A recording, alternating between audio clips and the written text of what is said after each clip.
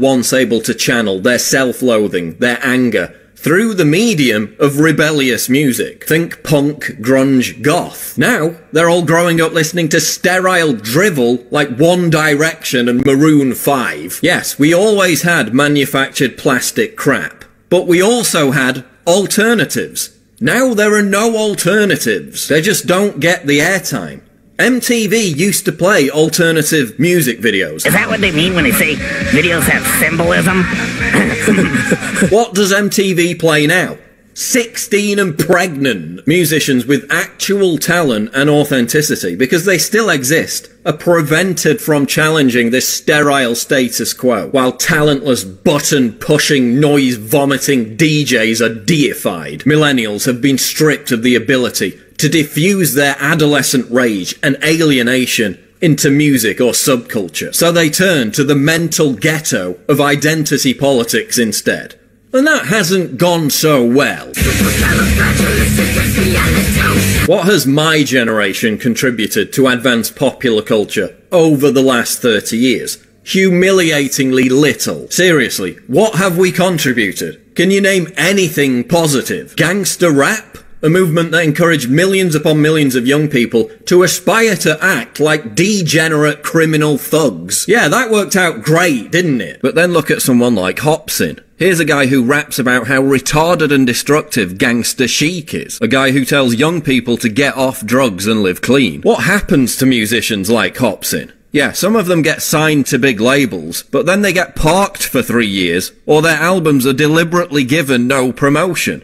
They're never allowed to obtain superstar status. How does rap music go from really good to so dry? Real artists get shelved and whack ones get famous. To leave masses brainless, a smart mind is dangerous. Because their message represents a threat to cultural Marxism, a threat to the toxic identity that the music industry force feeds young people. Look at youth counterculture. In the past, youth culture was spearheaded by students. They created the counterculture which then trickled down into pop culture.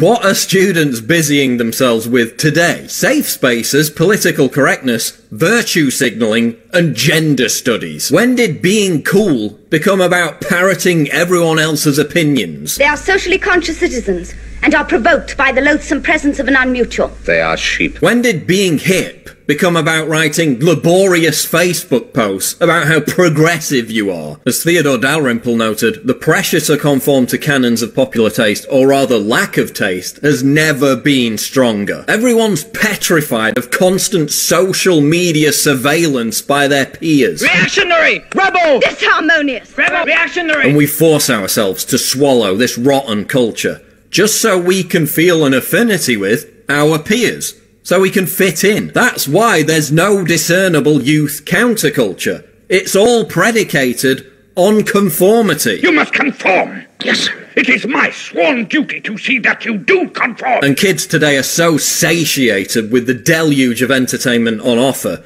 that they have no time or interest in rebelling against the received culture. No time to create their own look.